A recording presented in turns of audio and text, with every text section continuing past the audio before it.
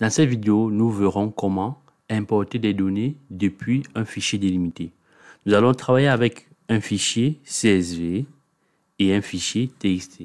Alors, notre fichier CSV, qui s'appelle apprenant.csv, que vous allez retrouver dans les fichiers d'exercice, ce fichier contient le nom, le prénom, l'âge et la ville.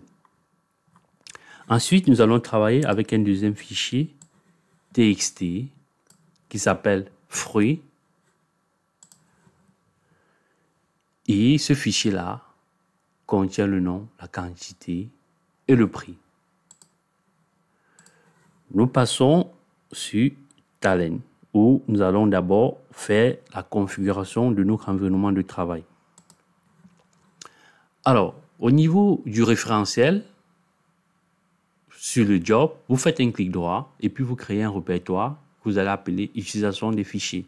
Ceci, c'est pour nous permettre d'être très organisés dans notre manière de travailler. Donc, on va faire un clic droit et puis on va créer un nouveau répertoire ou un dossier que je vais appeler utilisation fichier.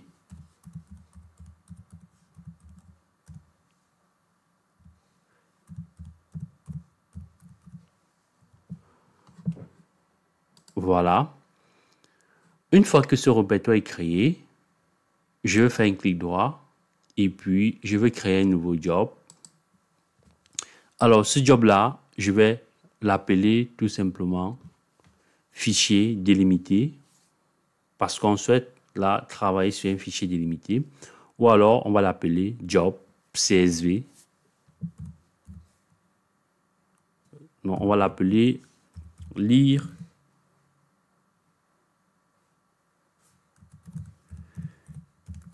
fichier CSV.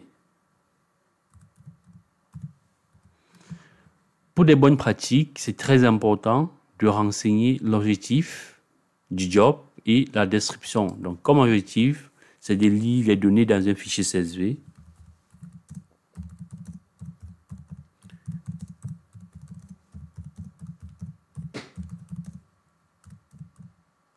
Donc, lire les données dans un fichier CSV et afficher à l'écran. Donc, vous pouvez rajouter aussi un descriptif. C'est très important. On va cliquer sur Finish. Alors, nous avons créé notre job. Si on revient sur notre slide, l'idée c'était d'importer les données depuis un fichier délimité. Alors, pour importer ces données-là, on a besoin d'un composant qui s'appelle le tfile input delimited. Alors, vous savez comment déposer un composant sur le designer. Soit on va le saisir directement à partir du designer, soit on va aller au niveau de la palette des composants et faire tout simplement un glisser-déposer. Donc, si on veut faire un glisser-déposer, on va aller au niveau de la famille de fichiers. Alors, on va parcourir notre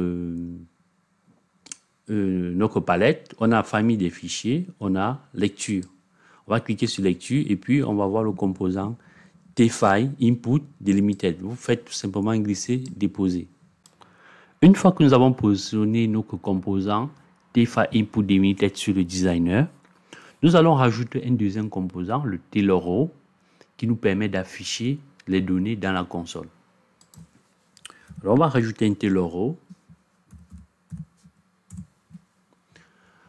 Alors, ça c'est fait. On va paramétrer les différents composants. On va dans un premier temps paramétrer notre tfile input delimited qui va permettre de récupérer les informations contenues dans notre fichier apprenant CSV. Donc, on va double-cliquer sur ce composant-là. Et au niveau de cet onglet composant, on va paramétrer. Vous avez ici modifié le schéma. Vous cliquez sur ces trois points-là et vous avez une fenêtre qui va s'ouvrir. Et dans cette fenêtre, on va rajouter les noms de colonnes. Donc, si je reviens sur notre fichier il a 4 colonnes. Notre fichier apprenant.csv a 4 colonnes, le nom, le prénom, l'âge et la ville. Donc, on va rajouter 4 colonnes. Et puis, on va renseigner les noms de cette colonne-là. Prénom, âge,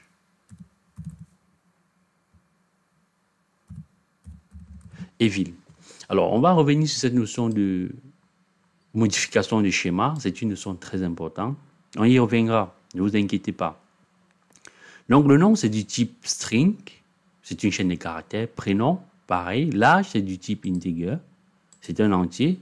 Donc, on va sélectionner le type integer. Alors, pour ce qui est de la longueur et de la précision, jusqu'ici, pour l'instant, on ne s'en occupe pas. On va cliquer tout simplement sur OK. Par la suite, nous venons au niveau du nom de fichier. On va aller cliquer sur ces trois points-là pour parcourir le répertoire et récupérer nos fichiers. Donc, je vais cliquer sur ces trois points. Je vais aller sur mon bureau. Et dans TDI fichier input, voilà, vous voyez que c'est très important de vous organiser pour travailler facilement. Donc, je récupère mon fichier apprenant.csv. Alors, c'est fait. J'ai récupéré mon fichier apprenant.csv. La prochaine étape, c'est de renseigner le séparateur. Mon fichier apprenant.csv a pour séparateur le point virgule. Si on avait des virgules, je devais renseigner la virgule. Alors, vous voyez, lorsque j'ouvre mon fichier apprenant.csv avec Notepad, je peux bien observer mon séparateur du champ. C'est le point virgule. Alors, je vais mettre là en tête à 1. Je vais revenir sur l'explication de pourquoi est-ce qu'on met l'entête à 1. Mais là, à chaque fois que vous travaillez sur des fichiers délimités, vous devez renseigner l'entête à 1 pour qu'il puisse considérer la première ligne de votre fichier comme nom de colonne. Alors, ça c'est fait. On va passer à la configuration du deuxième composant. Alors, pour le deuxième composant, je vais tout simplement sélectionner le mode d'affichage tableau. Voilà. Avec le mode basique, il va marcher, mais il est plus propre, plus visible avec le mode d'affichage tableau.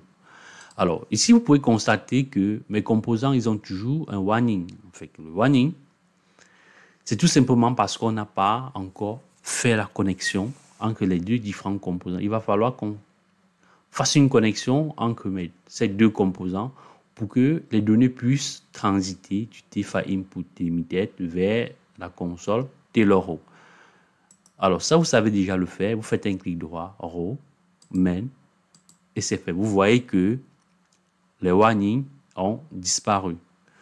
Une fois que c'est fait, on va faire un CTRL S et on va exécuter notre job. On va faire un CTRL S. On va aller exécuter notre job. Voilà. Vous voyez que le job, l'exécution s'est très bien passée. Et si vous vous rappelez, au départ de ma présentation, dans la partie 2, je vous ai parlé du fait que lorsque vous exécutez un job, vous avez un code en sortie exit égale 0. Donc vous voyez très bien que l'exécution s'est bien passée. On a nos différentes données, nos différentes colonnes, voilà, qui ont été récupérées. Merci d'avoir regardé cette vidéo. Je vous dis à très bientôt pour la suite de cette formation.